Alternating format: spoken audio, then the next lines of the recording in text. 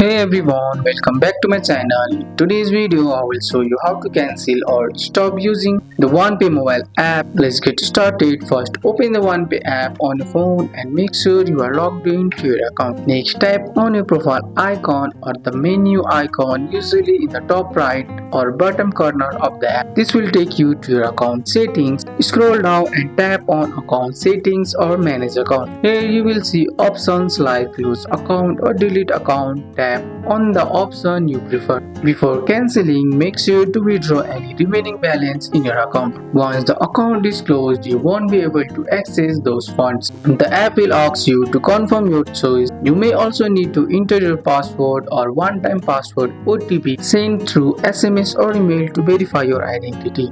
After confirming, your account will be closed or deleted depending on the option you choose. If you just want to stop using the app temporarily, you can log out instead of closing your account. This way you can return later without losing your data. And that's it. You have successfully cancelled or closed your OnePay account on your phone. That's all for today's video guys. I hope you guys like this video. If you found this video helpful, drop a like, subscribe for more videos. Thanks for watching. See you in the next one.